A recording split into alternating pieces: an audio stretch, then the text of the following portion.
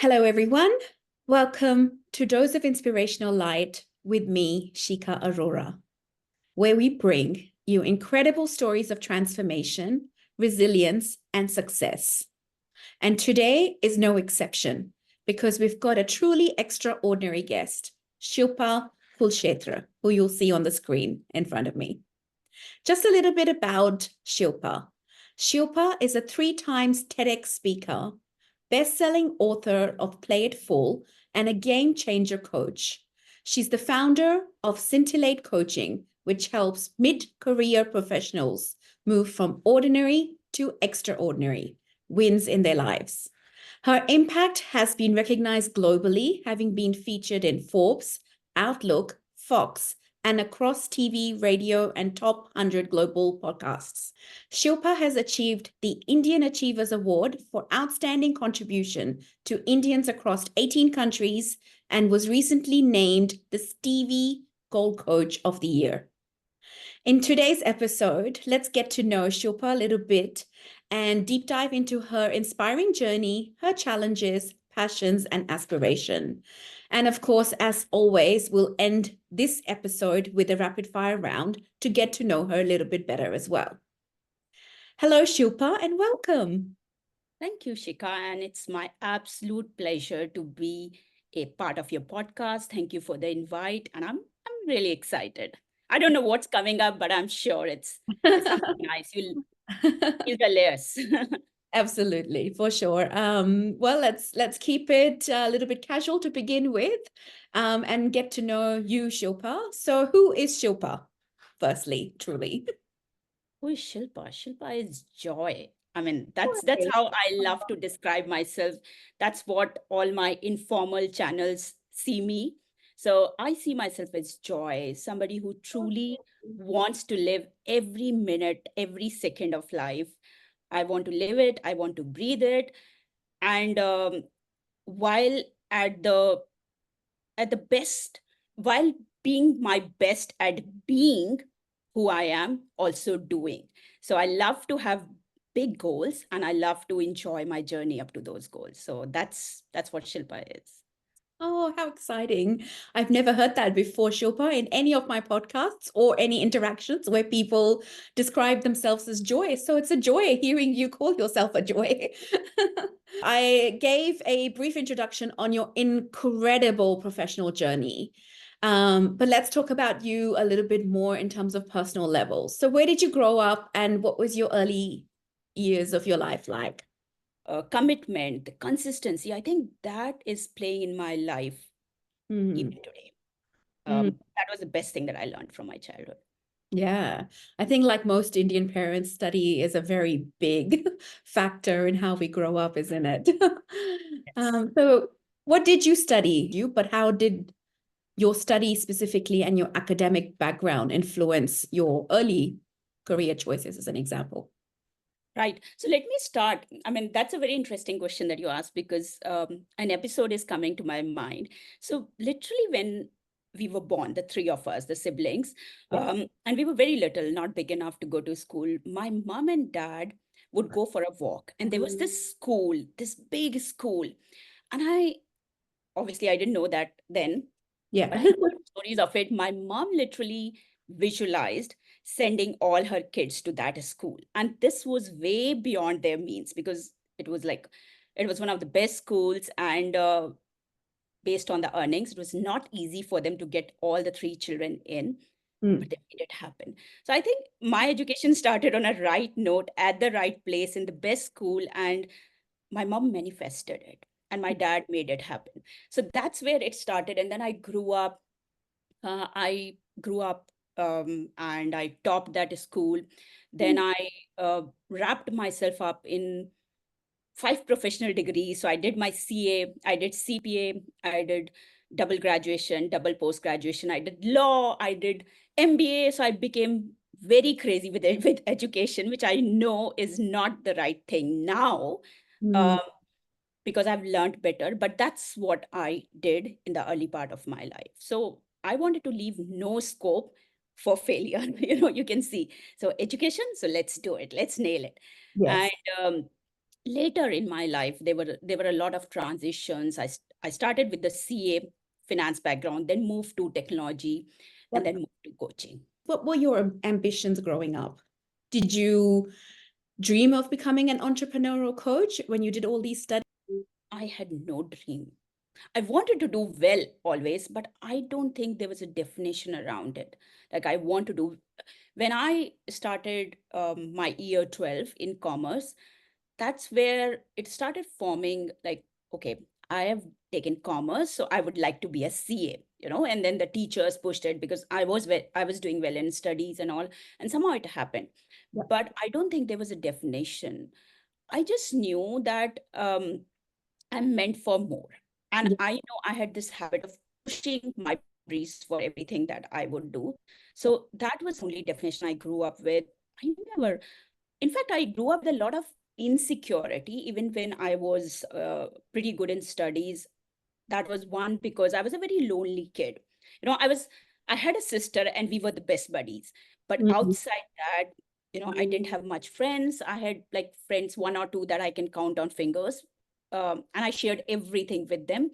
But I was not a social child. We didn't have much playtime, as emphasis was on education. So um, I believe that I grew up being socially very awkward, not knowing what to talk to people about. So Mm, that's how I grew up. And all that I focused on was the present. How do I, how do I study? How do I give my best to it? mm. That was all my focus. The other insecurity that I had was that I wore glasses.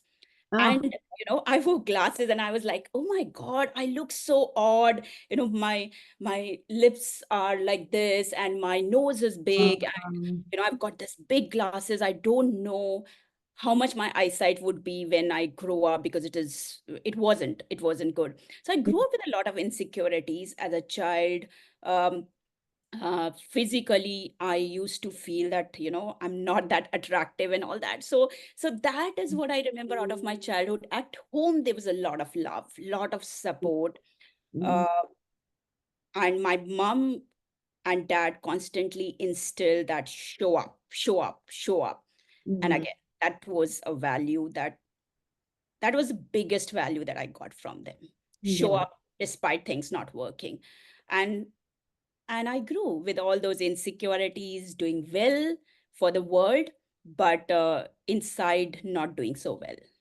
Mm. It's funny, isn't it, how body consciousness just impact our lives. Everything depends on how we look, and that then depends on how we feel, which is absolutely not the case. So you said your siblings of 3 children. Are you the middle child or Yes, yeah, I'm the middle? middle one. Yeah.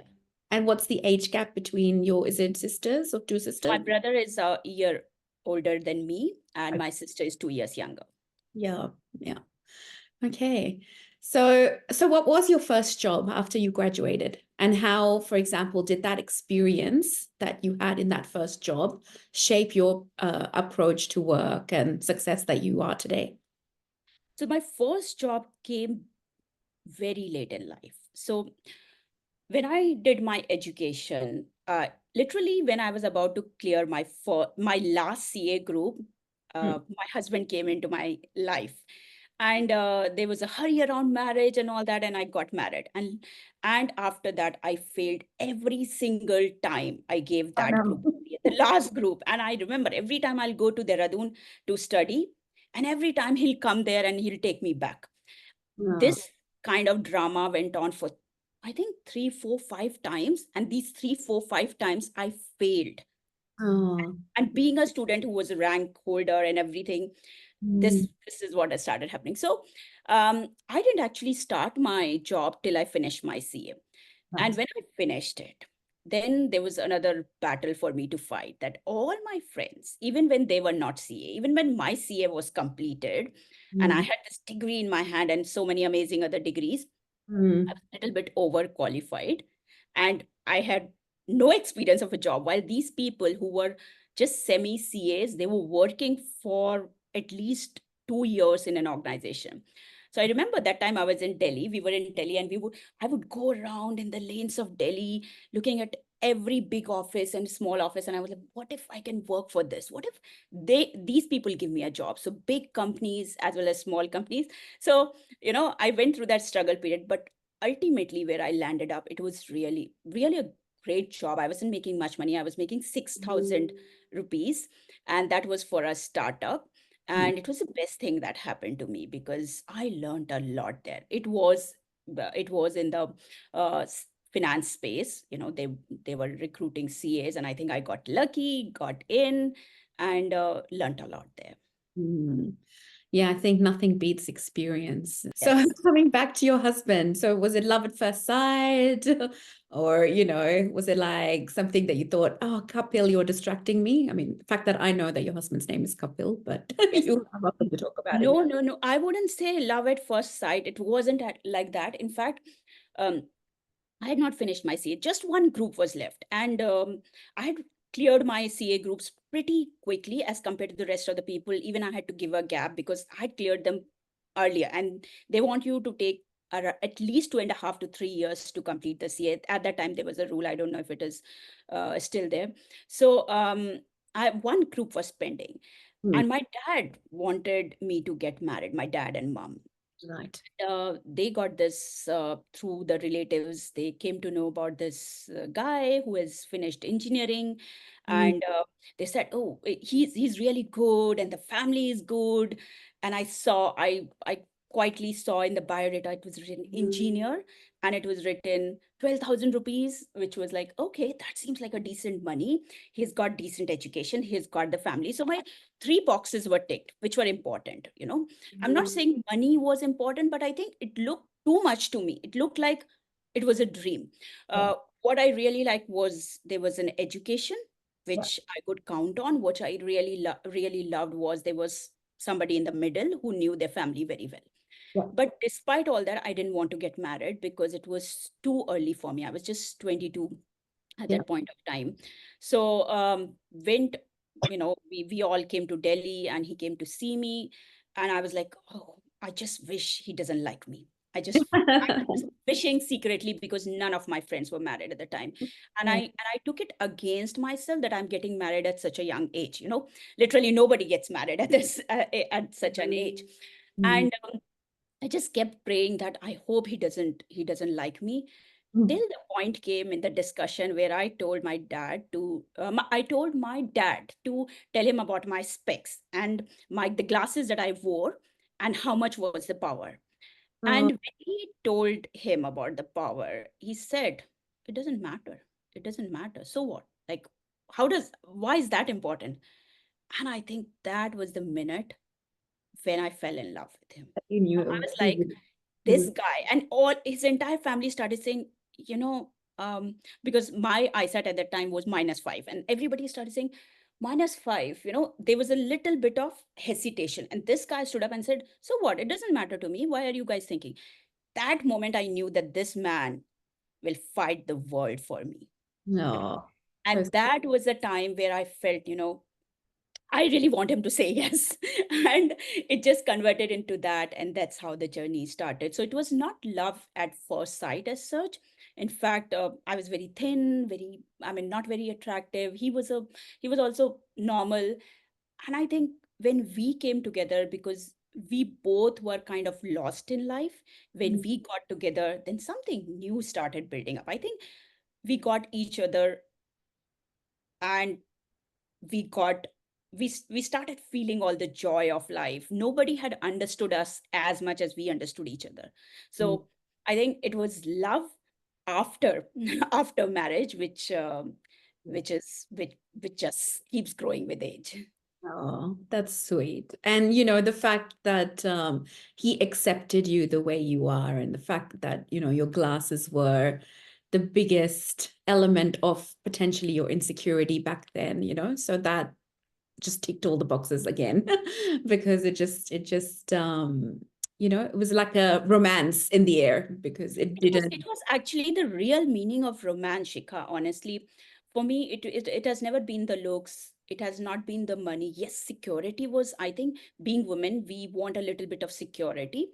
Uh, in terms of whether the person will be able to take care of me, whether there'll be compatibility. Little bit, thoughts were there, but I think this was the trump card.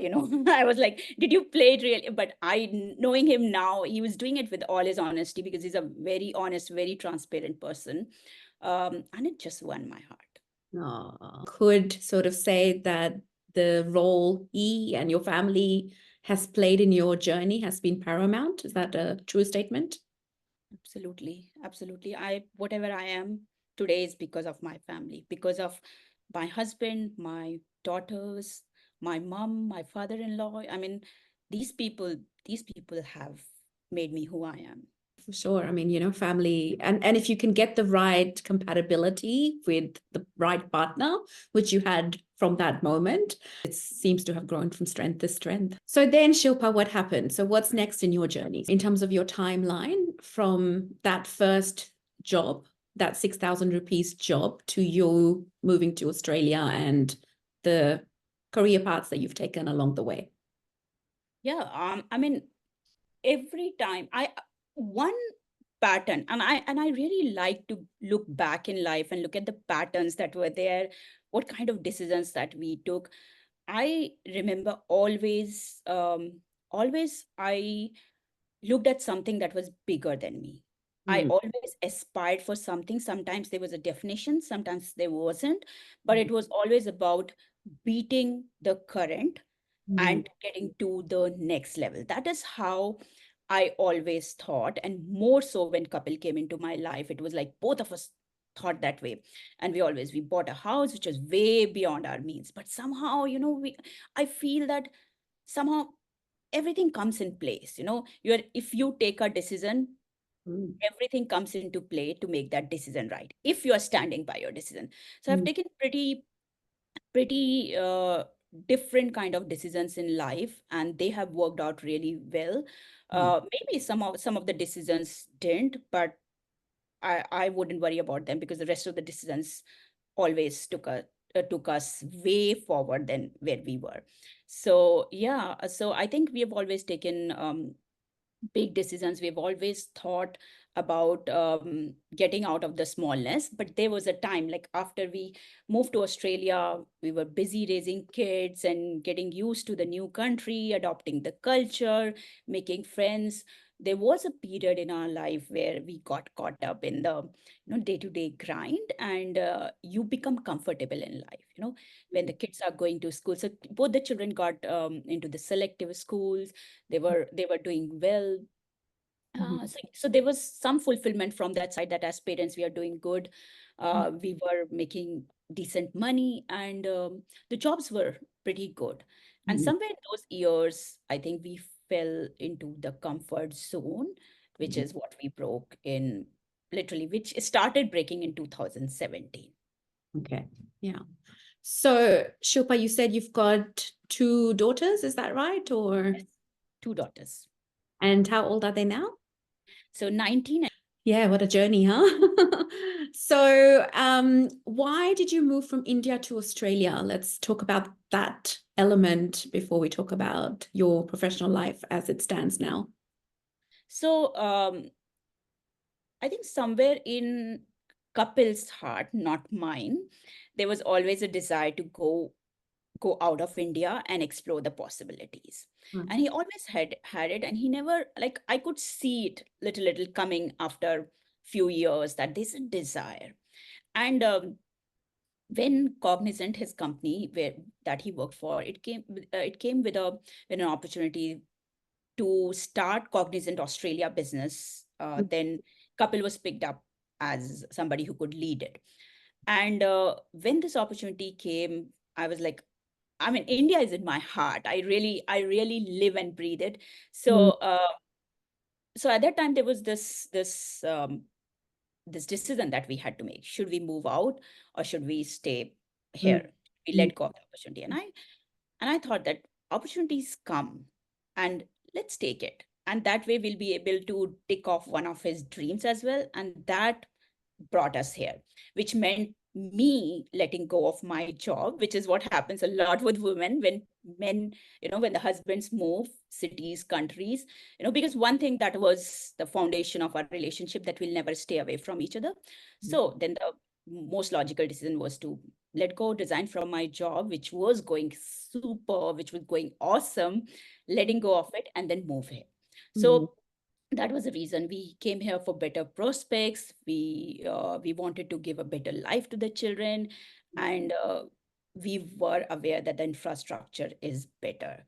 um, so yeah, coming away from the loved ones wasn't the best, wasn't easy, especially because I had lost my dad a few years back. But I think it was one of the best decisions we did for ourselves, because it again put us out of our comfort zone. Yeah. Shilpa, was it easy to assimilate in Australia? Was it easy to integrate? Um, I think it wasn't difficult for us, honestly. We got a lot of great friends, and a lot of credit I'll give to the CA chapter here.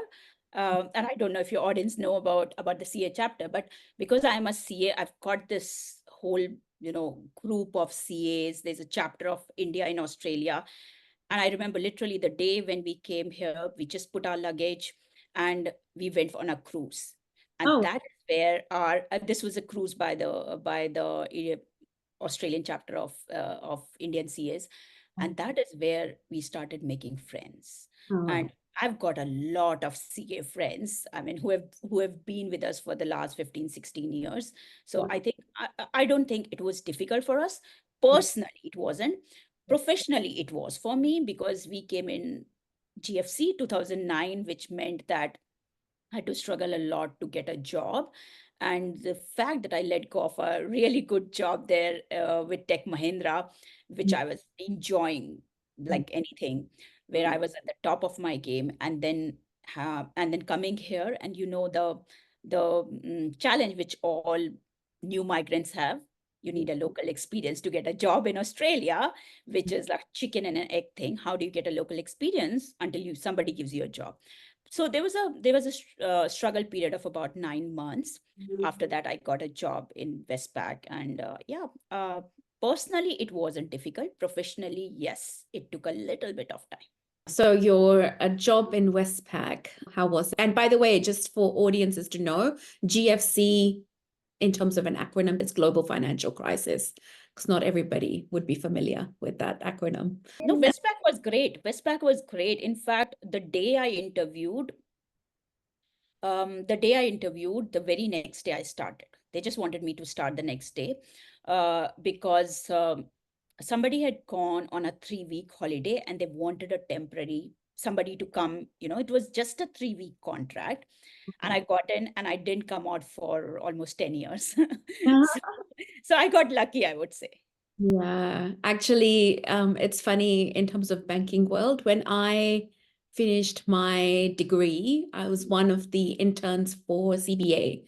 They took like 18 interns that year that I graduated. And so I worked for CBA and ANZ, and then the hope was to work for Westpac as well. But that never happened because I moved overseas after that and came back. But Yeah, well, you worked for two of the four. the large four. Yeah. Yeah, so I'm familiar. So which part of banking were you in Westpac? Yeah, so I started in the regulatory reporting space, coming from my finance background and IT ERP world, and then I moved to HR. So I was running technology projects, digital transformation. That's what I was taking care of, and went through a number of different areas. But the last job in that I 2000 till 2018, I was there, and the last one was in the HR space in digital transformation. Okay, cool. And what happened in 2018 then? 2018. Okay, let's go back to 2014 to explain to you what happened in 2018. All right. So, I had a pretty good career. If I look back, it was um, it was setting up best practices in different companies. It was being handpicked for opportunities, back to back outstanding ratings. So 2014, when I was doing really well, I had a manager who was totally in love with me. That's what my father-in-law used to say. He was here at that time. He would say, your boss loves you like anything. And yes, she was very, very supportive, great team. At that time, a circular came in Westpac, and they were looking for people who had back-to-back outstanding ratings. They wanted really exceptional candidates for this project, which was high profile, which involved working with the executives.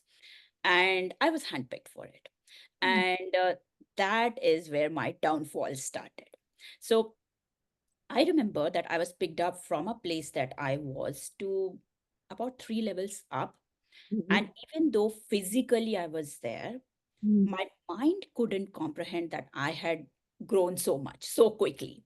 So I would sit in the meeting rooms wondering if they would ever find out that I'm the least experienced out of all these people who are CXO minus ones, GMs. Um, and I was like, I'm the least experienced, I'm the least knowledgeable. Do I even deserve to be here? And I kept asking myself this question for 5 years. Nothing happened. Nothing happened. I kept living like an imposter. I kept, we were the first ones to move to Westpac when the Brangro office was open. I remember entering that fancy building every single day, feeling really small, feeling that I just don't know what I am doing. I just didn't know whether I was contributing or not, because somewhere I knew I wasn't doing great, but I continued that for 5 years in that hustle and bustle, and I changed projects and all those kind of things. I continued to work with the cream of the people. The more I worked, the more I pushed myself down. And obviously, it was reflecting in my work. So, 2018, Westpac came and said, Shilpa, done. Don't need you any longer. And I remember when this came, when this news I got, at that time, Kapil was struggling with his business. He had just become a coach, and we were not making enough money. In that entire year, he made $17,000, coming from the place where he was a director and he was making great money. And then he jumped into coaching and was not doing. And then this happens that I'm let go. I lose my job. So I remember coming down from the lifts and standing at a place where nobody could hear me and calling Kapil, saying, Kapil, you would, I don't know how to say this, but I've also lost my job. And I was literally into tears. And on the other side, I hear Kapil, he was jumping with joy. And he was like, this is the best thing that could have happened. Now, this is what I wanted. I was telling you to leave it. Join me. We'll do something together. And I just don't know. I felt so free in that moment, because I think I was a misfit at that place. That was never meant to be mine. Just that I didn't know how to decide. So I'm so glad that Westpac made the decision for me. It created the biggest pivot in my life. So I remember walking out of the turnstiles that day, and somehow it was like as if I was flying. I didn't know what I was supposed to do, what I would do next, what life was waiting for me. But I just knew that now is a new beginning. And from there till the time I left, there were 5 months in between. So I actually left it on February 1st, 2019.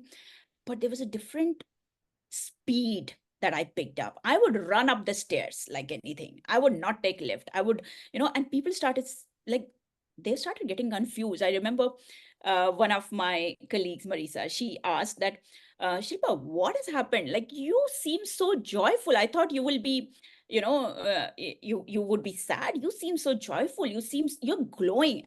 And I said, I don't know, but I just know that something big is coming my way. So 5 months were a cakewalk for me. Uh, and all that I focused on was relationships in the professional space, which I had never taken care of, being an introvert. Now there was no foundation for me. I had no fear of failing. I could say whatever I wanted. I could say no to whatever damn meeting I was being invited to and I wasn't contributing. So I could do anything. And it felt so good because it was a new liberation for me. And Yeah. that is where I started working, like Kapil and I started working parallelly on the coaching business. So initially, and that is also another, you don't realize your worth Mm-hmm. until you realize it, basically. So firstly I thought, okay, I'll work with Kapil, I'll do some little administrative task, because I thought that's my worth. And it would be good to work in my own business. I'll do some small thing because Kapil is the big guy. Let him do the big work and I'll just be, assisting him. Then when I joined, then, it was like, oh my God, I got into coaching accidentally. I was like, okay, I can coach CXOs. The first CXO I coached who approached me from LinkedIn, I was literally shivering. I just didn't know how can I coach. All that I had done was led digital transformations. How can I coach a CXO? But he had reached out to me. So I went a little bit shaking, not knowing what to do. And then I realized that these are all humans. They've got these fancy designations, but they have got the same fears as we have. And obviously, I had worked a lot on myself before I jumped into coaching. I went really crazy, just like I went crazy with my education. I went crazy with personal development, traveling, doing a lot of programs, every single program of every coach that I could think of. I literally learned how these most sorted out people think. How do they act? How do they decide? And that changed my own thinking. That told me my worth, and I never looked back.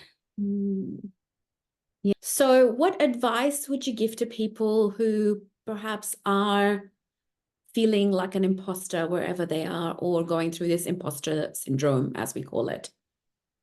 So, the biggest advice I would give, hope somebody, which I wish somebody had given it to me at that time in those 5 years, is just pause, pause, and do a deep dive within yourself. There's no rush.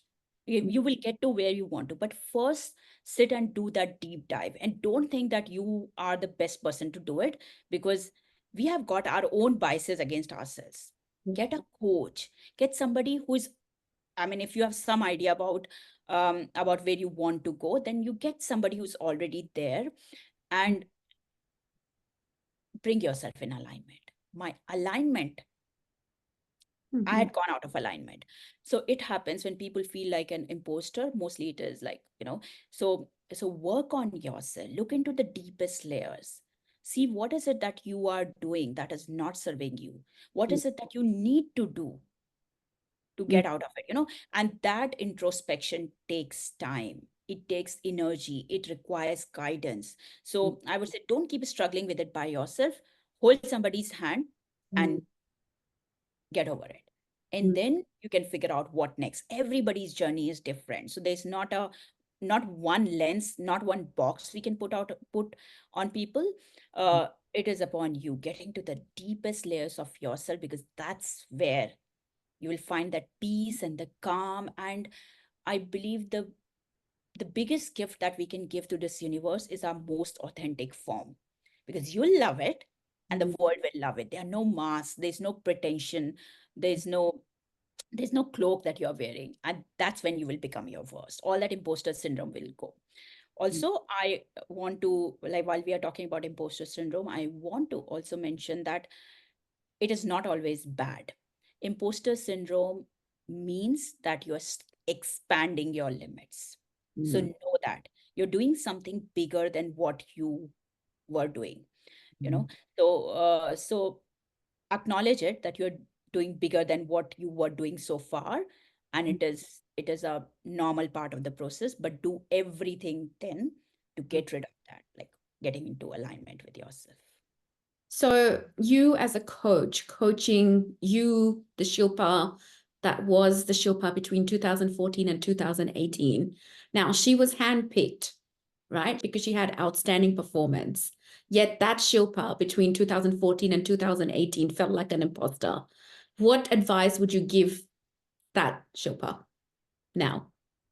um what advice I would give to that Shilpa is, be 100% true to yourself.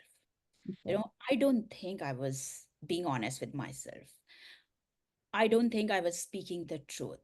I was in the illusion that I'm still that outstanding performer, back to back outstanding.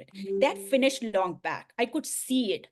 Mm, But my ego kept telling me that, you know what, these people don't understand. And if I could tell that Shilpa that, you know what do you think? Tell me, look at the facts. And it is difficult. It is difficult because she was already going through a lot. She was already feeling very small.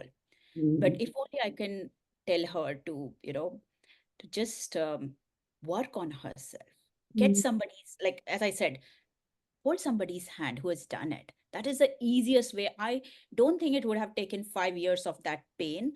And that also not a pain that I felt consciously. It was a sort of numbness where I mm, walked into those corporate places, doing all my work that was expected, but not being myself.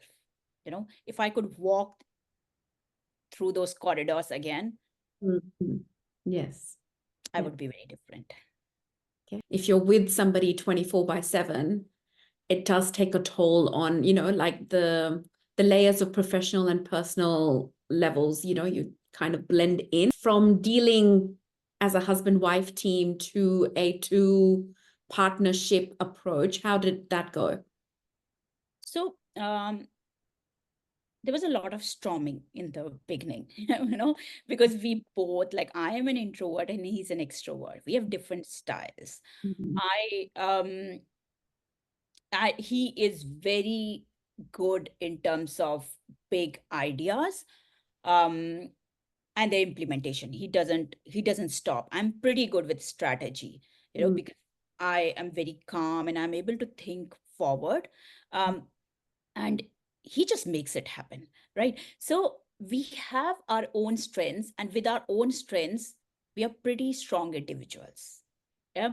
So when two strong individuals come together, you can imagine what will happen. There'll be storms, there'll be clashes, there would be, we should do it like this or like that. It was there in the beginning, I wouldn't lie. But mm, then we found a norm. We realized that, obviously, when you are going for a business, the best thing that you can do is to get into partnership, and you cannot trust the world. mm, The best person to trust is the one with whom you would be spending your entire life. And for me, always Kapil has been the person who has challenged me, mm, who has asked me uncomfortable question, and I have been the same for him. So we realize that if we are holding each other's hands, it is not 1 plus 1 is equal to mm, 2. It is 1 plus 1 is equal to 11, because we don't know what will come in the way of other people, but we can always, we trust each other, we respect each other, we love each other. uh, Nothing can come in the way if we can if we can learn to do transparent conversations with mm, each other. And we found a norm, and I think more than the norm, we mm, started enjoying this journey because we had some amazing things to talk about. We mm, went through the struggles and we could share the pain. We could talk about it to kids. We had amazing wins, and it felt great because everything got amplified. The wins got amplified because they were happening in the same household. Anytime it happened, we'll do this little chicken dance, which I don't think I would have been doing if I had a partner who mm, was staying in some other part of the world. No, I think everything amplified energy that got created, how our children saw through it. I think the power intensified, and we started actually living like we were not. People used to call us power couple. We were not. Honestly, there were a lot of things behind the scenes, but now we actually started working like a power couple, and mm, it brought a lot of stability. mm, It brought a lot of consistency. It brought a lot of, if I can say, the attitude of making it happen, like nothing will come in our way. mm, I will never face a brick wall. So we became stronger and we started enjoying it, and we started challenging each other more. And as a result, we grew. And when you grow, it feels good. mm. Yeah. Now, Shilpa, before we talk about this passion for coaching, here you are, 2018, you've just lost a job, but your husband's excited. You told me just before that he only made $17,000 that year from a very big director position that he used to hold. Was it immediate success, or did you struggle before you got to that success level? Okay, so let me start with his success level. He was doing pretty good. He was leading a 1,000 people team, and the best illusion that we had was the moment he becomes a coach, we'll have this whole queue in front of our house, people wanting to take coaching from him. Nothing like that happened, you know. Mm. So in that 1 year, all our illusions were broken, that no matter what your designation, no matter what level of leadership, no matter how many, like he started the Microsoft that division of business in India. He started Cognizant in Australia. Like he had done some really amazing things. We realized that none of that matters Mhm. um, if you don't know certain skills like selling and all those kind of things, which we didn't know. Mhm. So that was there. And when I joined, obviously a new energy came, and we were always pretty good together.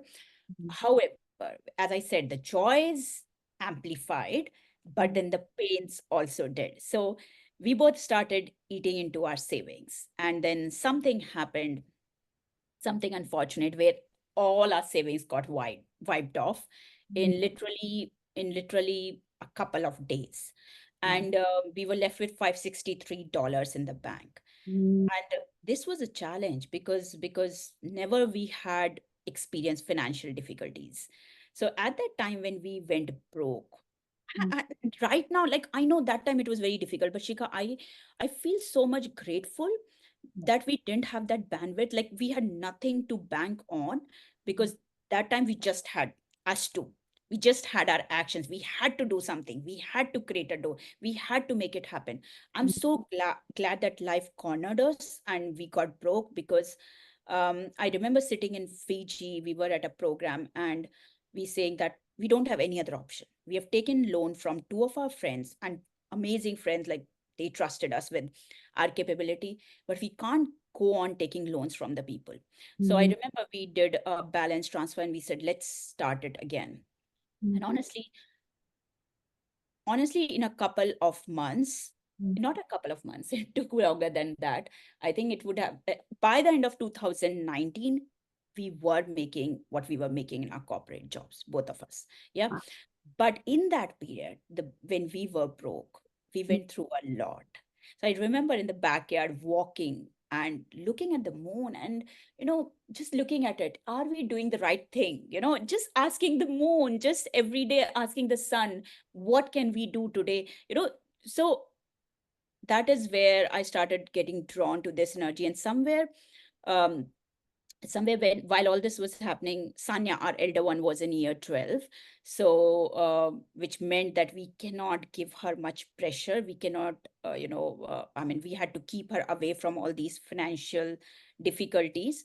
And Kapil started talking about selling this house, and I was like, no, that's not happening. That's not happening, because if that happens, then Sanya will be hugely impacted. I will not let that happen. And I said, I will go and do a job for a few months. Mhm. um, I went for a job, and this was a job, by the way, Shikha. I was making other people ready for similar jobs, and I went to this interview just hiding. What if they come to know that I'm coming for similar jobs? But I needed money at that point of time. Anything that could get me money. So I thought I'll do it for a few months, and couple will continue, and then I'll come back. Mhm. Um, I got that job. Mhm. And the turning point came when I got the job offer. And I got the job offer of $1,000 a day, the contract job. And that was a pretty big money when we were struggling with even 10 rupees. It was a big money. And I remember sitting in the backyard. I got the phone of that consultant saying that you've got the job. And it was again at Westpac through a third party, you know, sitting in the backyard. And I've got these tears rolling through my eyes. I don't know why I'm not happy. And couple comes in the backyard and he said, "What happened?" And I'm crying and I'm saying, "I got the job." And then he said, "So what's the problem?" Mhm. I just looked at him and with all my, all the tears rolling, I said, "I don't want to do that." So I was like, I don't want to do this. And he said, decision taken. You don't have to go to job. Figure it out. I think that point was where we decided, you know, we are saying no to money coming from a certain source, which is pretty big deal for us. Now let's go on full gears. And after that, we just worked like anything. We figured out, we learned the things, we invested in things. We took a balance transfer and we invested in ourselves to learn sales and all those things that were lacking at that point of time. And we learned how to make real money.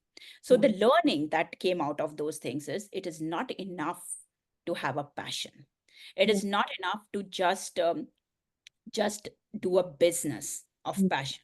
It is absolutely essential that your business has got legs, because if the money is not coming in, it is not business. And someday it will collapse. You will given to that pressure when you're not seeing the results of it, then you will give in.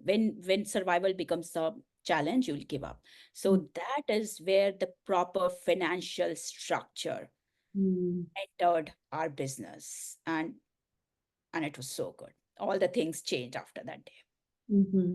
Amazing, isn't it? $563, as you described it, in your bank account. Here you have $1,000 a day job, and you're rejected based on, something more within yourself, the intuition to say, yes, I want to make what I've started a success. What are those 3 to 4 things that you think make or pivotal things that created your success? So the best thing that I learned in those moments was go take a decision based on your gut feeling. No logics. No, I think we failed all the logics by saying no to that $1,000 when we were asking our daughters not to spend $10 on buying lunch in a food court, right? So it meant a lot, honestly, a lot, Shikha, at that point, right? So go by your gut. What does your gut say? If it says that this is not the right thing, don't go by it, no matter how much logical it seems. So I learned that logic is a faithful servant. It will tell you what you want to see, but gut it will take you very far. So that's one I would say to the people, who are looking to start with passion. The second thing that I would say is, it is great to have a passion, but see how you can give shape to it. How can you build a financial structure around it? Yeah. For that would mean, again, being completely honest with yourself. You might be great at whatever you do. You might be great. But if there are certain skills that are lacking, like for us, sales was a big thing. We knew all these years, and the education that I talk about, I knew how to show up day after day, even when things were not working. I knew how to create results. But what we were lacking was how to sell ourselves, because it felt wrong. It felt wrong to ask people money. We felt really conscious telling people, oh, pay us this for our service. For changing your life, pay us this. This was a big deal for us to say. When we went to the best coaches, we learned it the right way. And it obviously meant investing. So the other thing that I would, what I'm trying to drive out of it, I see a lot of people who want to start a business, but they think they'll learn along the way. There are some things that you learn along the way, but there are certain things which you need to bring in. You need to get that helping hand. You need to raise your hand up for help. You need to get the right person who can teach you the right things, the skills that are required to succeed. Don't take a shortcut in that, because you may, like, we could have spent, if at all we could have survived, we could have spent 10 years struggling with that. And we wouldn't have realized. But the people who were the experts at it, they made it easy for us. So I would say, seek out the experts. Figure out what is it that you are lacking. All right, just to make it simple, evaluate where you stand. Figure out where do you want to get to. See what are the gaps, and seek help to cover all those gaps. You will reach there. From here to here, you'll reach faster. And it will be worth it. All those investments will be worth it. You'll make much more, multiple, exponentially more. So don't worry about the investment, but do that, because that is going to serve you, and that will play well with your confidence and your courage and the risk-taking capability. Awesome. That's beautifully said. What was the turning point or that moment where you said, no, I don't want to be the support anymore. I actually want to be a full partner and be that coach that created this Scintillate coaching? I don't think I looked at it that way, that I want to be a full partner, um, but there had been a pattern in my life. I was always the chotu guy on the side, the small guy, and there was always a big guy. Right from my childhood, this was there. In my jobs, there was always this big guy, and Shilpa was this person. I've talked about it in one of my TEDx talks, that she was always putting the chairs for somebody else's show, right? So I remember there was this feeling inside me when Kapil will speak on stage. I will look at him, and I absolutely love speaking because he's so good at it. But there was this secret desire inside me where I would question, can I not be there? It will feel so good. And because I'm an introvert, and because speaking is not the best skill that I have, I'm an excellent writer. I love writing. When I write, all the emotions come through the eyes and all that. So I'm an excellent writer, but speaking wasn't my strength. So it isn't, even today it's not. I make so many mistakes, I stumble so much, but then I thought, what if I can be there?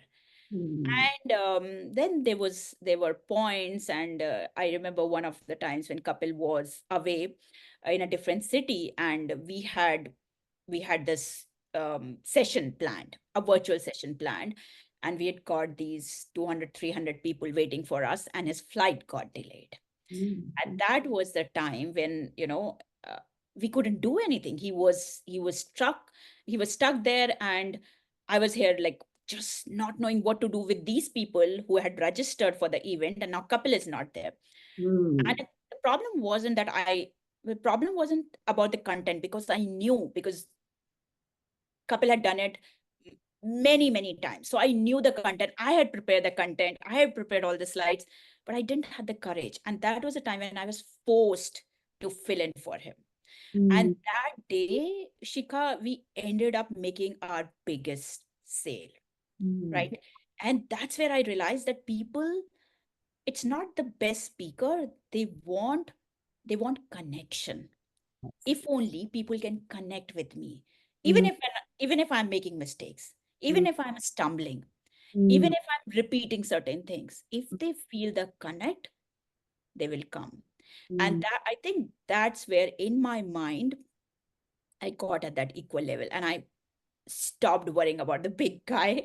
I mean, that concept got erased from my life, and I was like, if I'm there, I'm there to contribute. Doesn't matter who's there in the room. Not with ego. Just like I talk very openly about my failures, I I speak about my successes as well. So I feel that authenticity came in, where I didn't feel that I'm talking about something against me when I lost something. I'm not boasting when I'm talking about my success. So that brought me in a very different space of abundance, peace, calmness. Yeah. Wow, what a journey, huh? And so, a TEDx coach, that's something people dream of. One thing is to be on stage and talking about being the entrepreneur that you are, but then to get on that multi-level stage like TEDx, how did that happen? That's pretty amazing. You've done it more than once. I've done it thrice, and in different parts of the world, and every time it was a different experience. The uh, first time it came when I was leaving for India, and within a week, like, I was invited for a TEDx talk, which was within a week, and I remember Singapore airport, literally what I was telling few minutes back, seek help when you feel that you are in need. At the Singapore airport, I just looked at my LinkedIn, Facebook to find out if there's a coach for TEDx that I can find for myself. I was doing pretty good, at that point. I was speaking and all, but I didn't know how to. I was going for a marriage, how to plan a TEDx in such a short period of time. And I got this wonderful guy who stepped in as my coach. And I said, I just need one session with you. I want to understand what are the things that I have to keep in mind um, when somebody gives a TEDx. And it was pretty good. So there was this one session, and then I remember I requested him for one more where he can, look at the speech and all, because you have to prepare it. So if he can, like, I'll prepare it and you go through it. So those two sessions made me ready for my first one. And the second one came because somebody invited me for it. And the third one, which was in Philadelphia, that also was an amazing experience. So the first one came, because I pushed for it. The other ones came as a pull effect, because I think I became the person who's pulling it. And then I got one more, but then I said no, because I didn't want it to do I didn't want to do more than three. Right. Okay. So when you said you pushed for it, what does that mean? You contacted them and you said, look, hey. Yes. Yes. So the first one, I applied for it, and I didn't know that it will happen. It just came a week before they were starting. So I created that push effect. And after that, so for all those people who are aspiring to give a TEDx, I would say it is not difficult to get the topic right. Make sure that you're aligning with the theme that they have for that TEDx. As long as it is fitting into their theme, it doesn't matter. They are not looking for the best speakers, because if they were, I wouldn't have been selected. They are looking for somebody who has got an amazing idea which hasn't been thought about before, and which gels with their theme that they have selected. Yeah. So I would reframe it. I would say that I am the most authentic speaker. That's how I like to believe it. And it gives me a lot of joy. And I know that is my strength. Yeah. So that way it plays well with my mind, and I'm able to give my best. Listen, I've listened to all three of your TEDx talks, and for me, they were pretty amazing.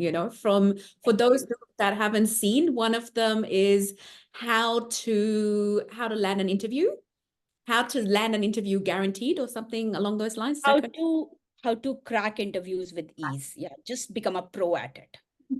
Yeah, it's worth looking at. It's pretty simple what you said, but it's just made sense. Do you want to elaborate just in 2 or 3 sentences about that for people who potentially could click on that link and want to watch it? Absolutely. So I would say interviews, like if you are somebody who is struggling with interviews, you've given interview number of times, or and it's not working, or even if you have made it to the interview, you should once take a look at it, because the way I've structured it, I've made it extremely easy.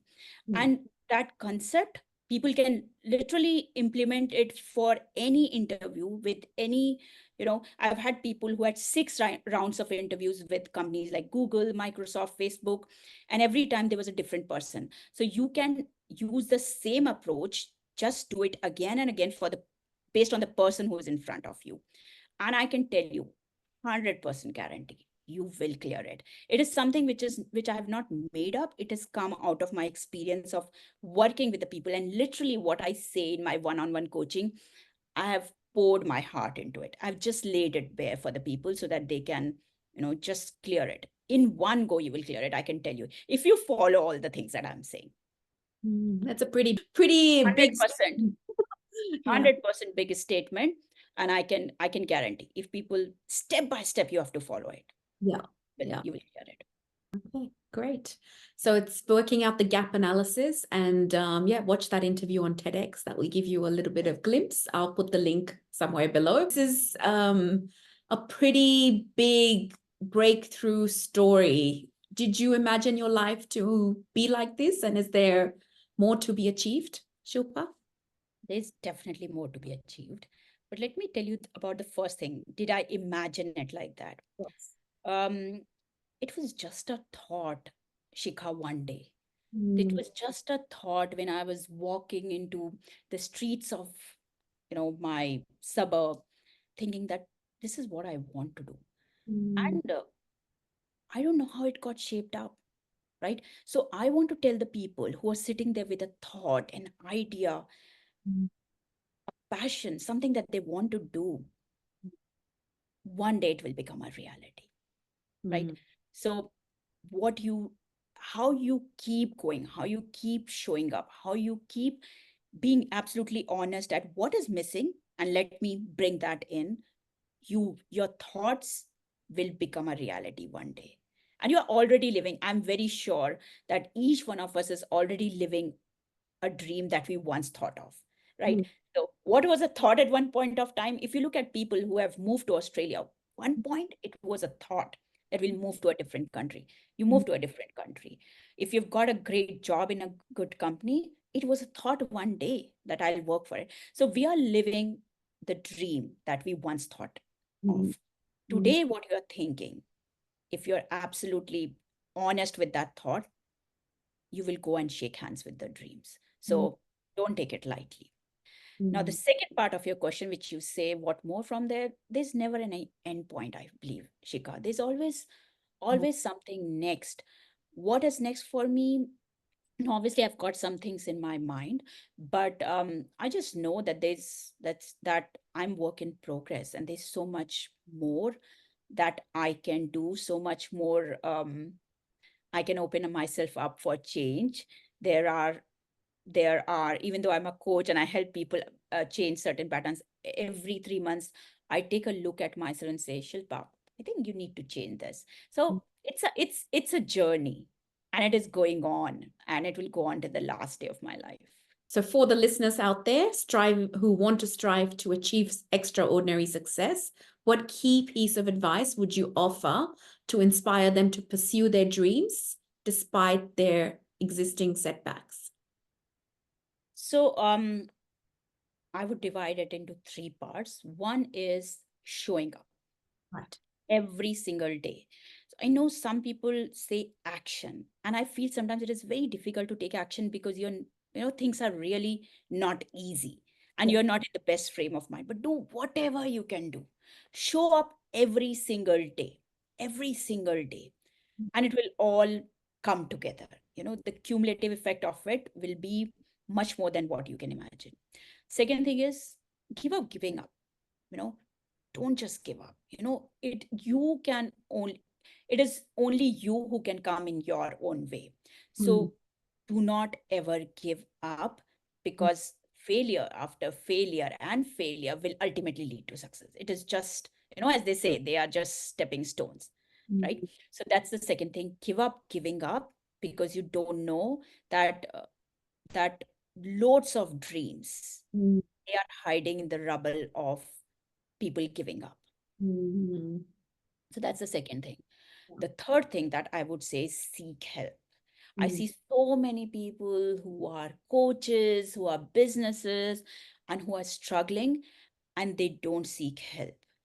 And mm, I can tell you this, you don't become small by taking help. I take help all the time. I mm, take help it. In fact, that's a strength. If you can figure out every 3 months what's the help you need, yeah. and you take that, you have actually grown in by seeking an extra pair of eyes and an extra set of hands to hold you will grow much faster. So seek help. You I mean, if you do that, you'll thank me, Mm, and you will thank Shikha and this dose of inspirational light, because seeking help doesn't come naturally mm, to most of us. mm. Yeah, no, it's very important to seek help. What's the word mediocrity in your dictionary, and why did you create it's very powerful, actually. I love it, called Murdering Mediocrity. Yeah. So that word came out of the pain of my own life, what I went through in those last 5 years, from 2014 to literally 18, 19, if we say, because I believe that I was never meant to be there. I was a high achiever, and I want people to think about. I'm so glad that you asked this question. Um, a lot of us are caught up in rhythm Yeah. that was never meant to be ours. And somewhere, even though we started as an outlier, we've fallen into that rhythm and Mm, it's just going on. We don't know how to break it. mm, That is what I call mediocrity, where you know you're not working up to your potential. You don't know what your potential is, but don't worry about it. But you know that this is not you. You mm, know you are not working up to your potential. You mm, know you are not proud of your achievements. You mm, know the narrative that you're carrying in and out of the rooms. When people look at you, that narrative, you're not liking it. When mm, you're not making the money that you think you can, mm, when you are not in the best of your health, when mm, you don't have your relationships at the level that you would want to be, mm, any part in your life that feels sore, you're mm, caught up in mediocrity.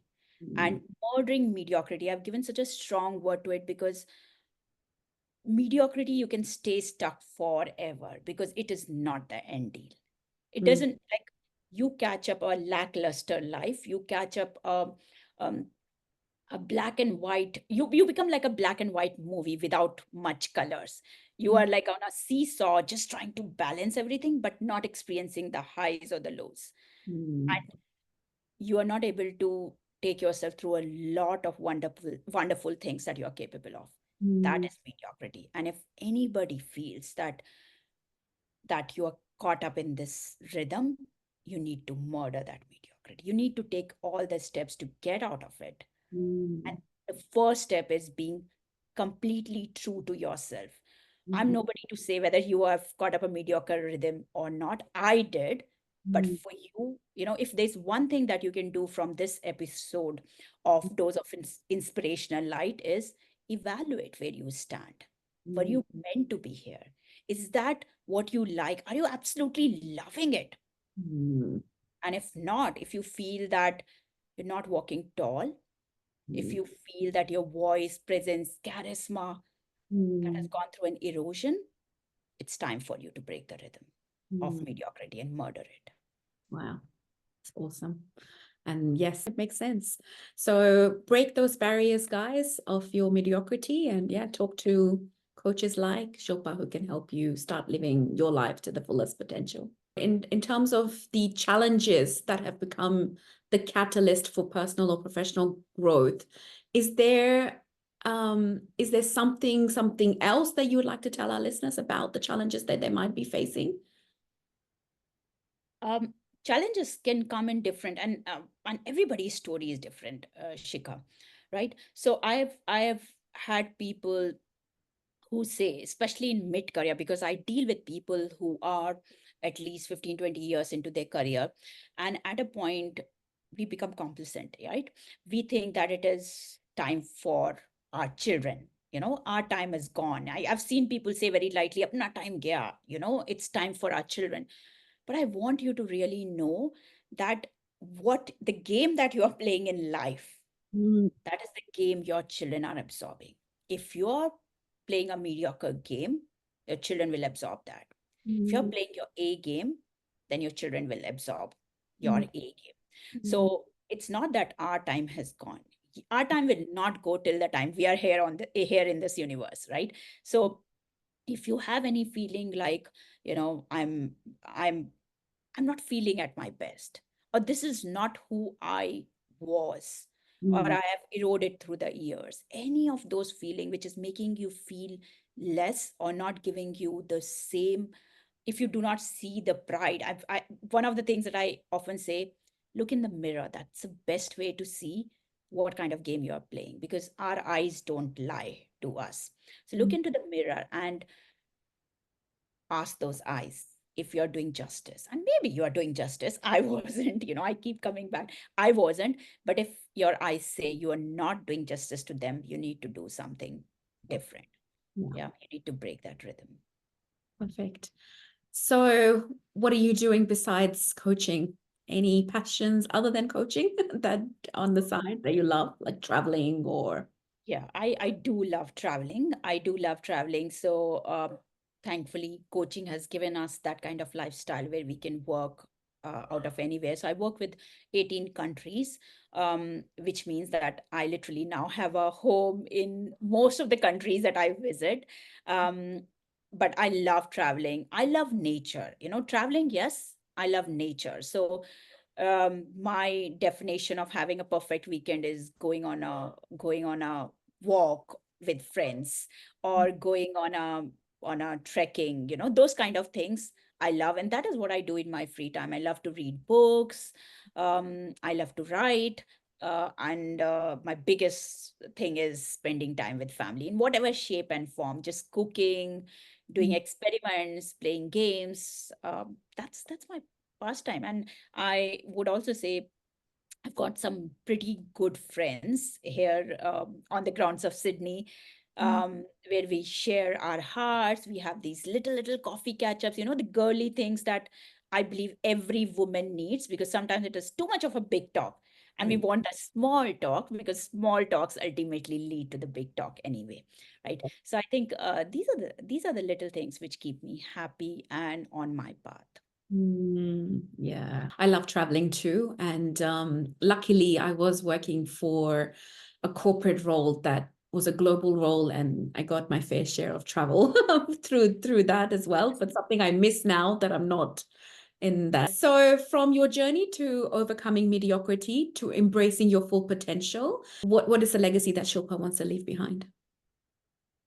I, you know, it's funny. I talk about it to my kids. And I don't know if I will matter once I'm gone.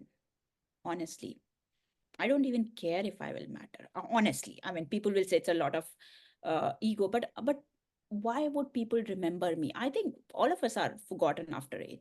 But if only I can leave a legacy in Mm, the people that I deal with. If I can leave a legacy in my children, you know, mm, that's it.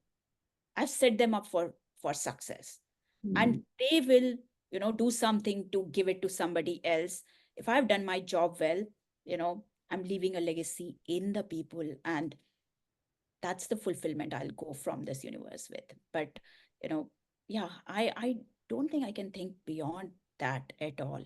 If only I can do justice to the people who have trusted me with their life, with their career, with mm, all the little things that they talk about, which they have not shared with anybody else.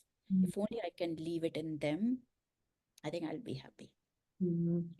Yeah, I think that that's it really, isn't it? So in my motto as well, if I meet somebody, I want to leave some kind of an impression, whether it's a smile, whether it's, a nice word. The saying goes, leave the person who you've met or come in contact with a little bit more fulfilled than how you've met them, how you've initially met them. Even if it's a word of encouragement or a smile or something that will make their impact with you a little bit more better than if they hadn't met you. And that's so beautiful what you are saying, if you can leave them a little better.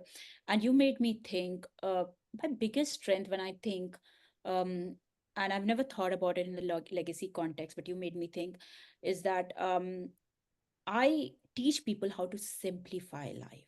We humans are great at making it complex. That is not working. It's the whole, this mass that we are not able to break through. Mm, So if I can teach them how to simplify, because complexity is the enemy of execution, you cannot work through complexity unless you break it down, simplify it. If only I can teach them that, then I think, bringing it back to, I would leave a legacy in them where they are self sufficient to deal with the things on their own. mm, mm. That's also very, very well articulated. I think it's good that if you can lead them to fish rather than give them a fish, as the saying goes. Awesome. So now, Shilpa, the book that you've written, tell me about the book. The book is called Play It Full, and it was written by both Kapil and me. Um, and it came at a time when you become new coaches, and everybody says you write a book. It is better than your visiting card. Write down book. So at that time, it came when we started our coaching journey in the first year. We wrote down, and that contains little episodes from our life, and Okay. how we have seen, and the lives of the people that we have worked with. how people get into mediocrity and how they can beat it. So it talks about how can you build an extraordinary career. How can you play it full? How Mm. can you stand just that 2 mm taller? So it talks about that, and obviously it became a bestseller, and that's all technicalities of it. Leaving that aside, I believe that that book talks about how can you break that average rhythm and start playing it full in every single area of life. So we call it this triangle. Everybody has got this triangle where one side it is achievements, which is the designation that you have, the role that you are playing, the money that you are making, the kind of achievements, the wins that you're having on a day-to-day basis, the pride that you have in your own individual growth. The other one is relationships.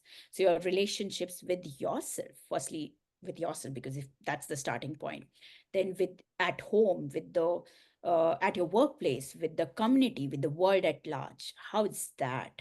And the Mm. third one is in terms of your health, your physical, mental, emotional health. And those three pillars of the triangle, it is important for us to play it full across all those three areas, because if you don't take care of the all three of them, Mm. if one gets weakened, the triangle will collapse. So Mm. it is playful is not only about your own achievements, it is about all the three things. You cannot have great relationships without, you know, without a great health. You cannot have, I don't think we can achieve much we are not, if you're not taking care of our relationship currency. So all three together make you play it full in life. Yeah. Yeah. Okay. So if we can get a copy of that triangle, I'll put it on the screen as well. Sure. Yeah. Okay. Awesome. So just to close off then, a little bit of the little getting to know Shilpa with the rapid fire round, as I call it, and a lot of people call it. So Shilpa, just a little bit of light notes, tea or coffee? Tea. Tea. Early bird or a night owl? Night owl. Mm. Favorite movie? Jab we met. Ah, okay. An Hindi one, guys, for Yeah, those who are yeah. listening. It's a Hindi one, and it talks about self-love, and I love every line is an inspiration there. Mm. A book that changed your life? The Magic of Thinking Big by David Schwartz. Okay. A coach that you have been coached by that has inspired you? Ben Harvey. Okay. Who is? He's the founder of Authentic Education. He's based in Sydney. He's the guy with whom I started my journey. Okay. I'm Awesome. very grateful to him.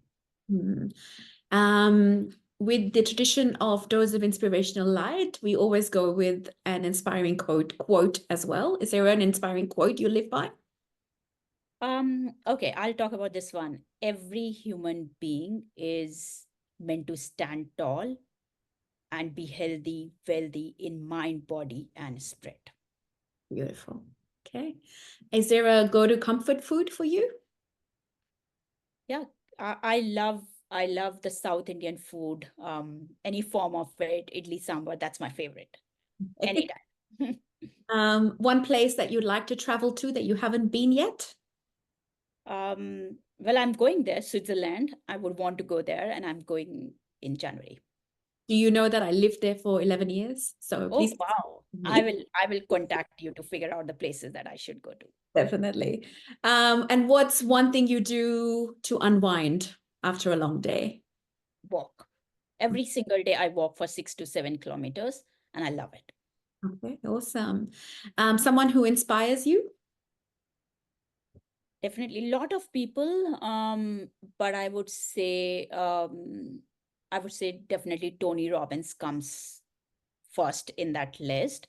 And also some of my clients. There's one that I was talking to just before this call, and any small thing that people do, I think I'm somebody who get inspired very, very quickly by seeing little things, because I'm an observer of life. Oh, beautiful. And is there a guilty pleasure? um do I have? Yeah, there's a samosa, which is my thing. Yeah, which I treat myself to at least twice in a year. Wow. Okay. Awesome. Any last closing words that you'd like to say? I would say that it has been a pleasure, Shika, and the kind of questions that you ask. I mean, I wasn't prepared for it, and I'm sure, Is it good? I'm sure it couldn't have gone better than this. I can see there's already a lot of juice in this. There's a lot to take away from this for your audience. And I've thoroughly enjoyed the conversation with you. Thoroughly, thoroughly, honestly. Oh, that's sweet. Thank you, Shilpa.